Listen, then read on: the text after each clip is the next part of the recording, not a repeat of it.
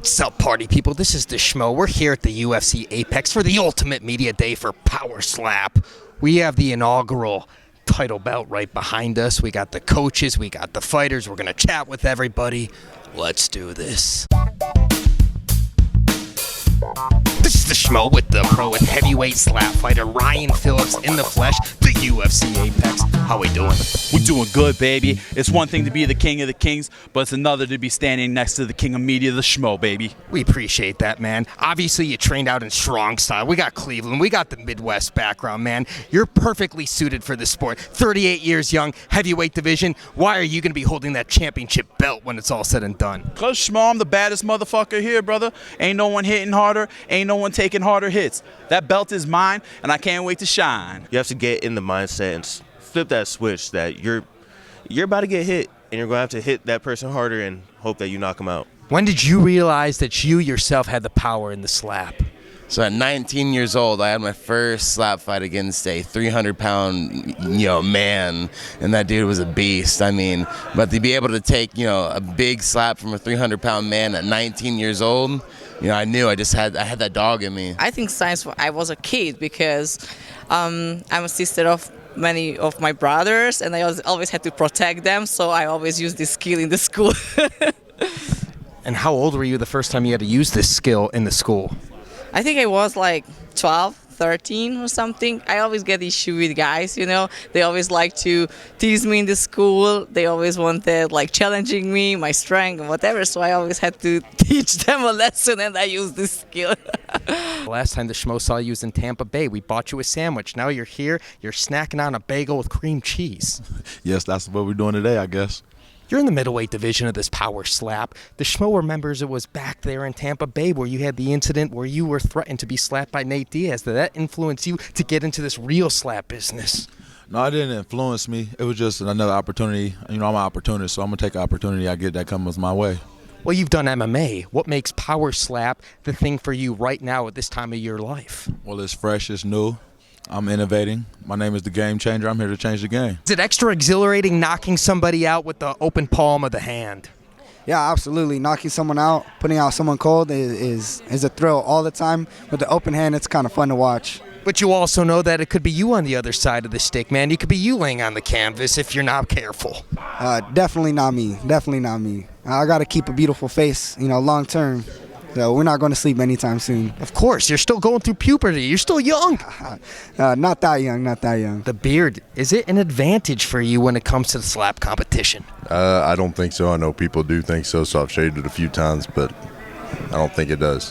What's the emotions being an inaugural coach here for the first season of Power Slap? We got a belt that's going to be introduced as well. Looks good up there on stage. The belt does look good, and as far as being a coach, it's an honor and a privilege to be part of the first season of this. Whether you're striking or hitting first, the plan is someone's got to go down, and that's the game plan. But, going up there, you kind of got to go to a different place and be a different kind of animal, at least in my eyes, to go compete. So it's going to be a very intense, high-level competition. I actually stole my slap from Mike Tyson. Mike Tyson has a lunging hook that he throws. I took that hook, crossed it over into slap, took away the foot movement and the pivot, and planted my feet and created my own slap. If they're a little bent and from the whole body, so it's like the judo throw. You're not only throwing them with your arm, but you have to bring with your whole body. Show the audience your hand. Show them your technique. Let's get some air behind this thing. Woo! Watch yourself. I had to right there. You know it. I had to. Yeah, it was, these meat hooks, baby. No one wants a piece of these. These are the bangers, baby. When was the first time you slapped somebody in a fight? In a legal fight? In a legal fight. Never.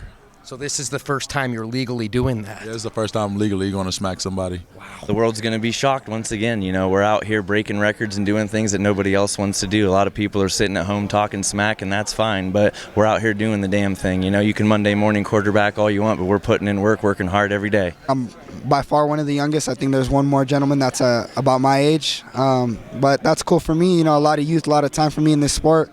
And, I still carry everything that those old guys carry. What do you want your legacy to be known for when people start talking about Power Slap 5, 10, 15, 20 years down the line? that I go out there, do my best, and give it my all every match. Man of many words. Yeah, not really. No. Yes, sir. What do you look for in the athletes that you're coaching in terms of potential, in terms of technique, and how to win this whole damn thing? So the number one thing that I'm looking for is if they have a chin. If you can't have a chin and you can't survive a hit, then you're not going to survive the sport at all. You're just done. How do you strengthen that chin? There's nothing you can do that honestly strengthen the chin. You can strengthen your neck all you need, but that chin, you either have it or you don't. What about the jaw? You can do some, jaw like chewing exercises and things like that, but other than that, you either got a strong chin or you don't. You can either take a shot or you can't. Actually, you do some jaw exercises to the best of my ability for sure. I want someone to hit me in the face and their hand hurt afterwards and then really not want to do it again. Yeah, you want it right there. Right there is that perfect sweet spot. Right below the eye, right on the jawline? Yeah, it's really about the palm, because the palm is where it could do some damage if you go more in and if you don't hit that accurately. Especially if you get a little bit of the ear too. The ear's you're going to get hit in the ear. My hand's big, so no matter who I'm going against, they're going to get hit in the ear. There was a couple times where I had to get down and dirty in the street, Schmo, and I'll tell you what, some people just had to get slapped.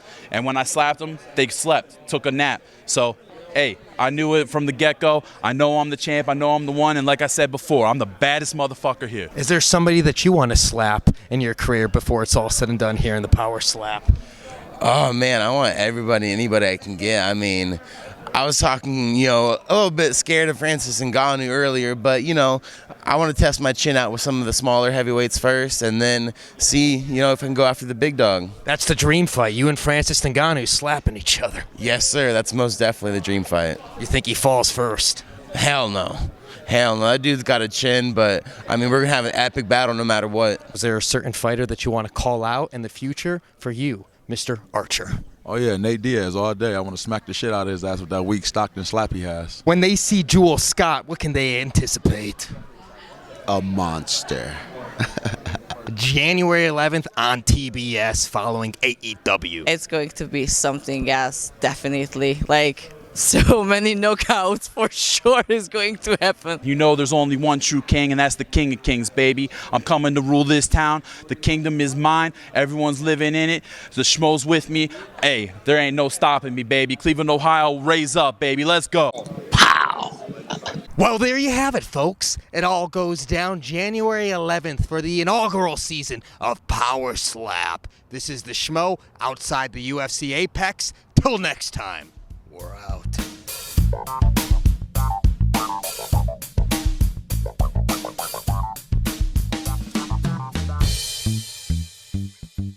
The Schmo have a bite? You sure you want a bite? No, I don't.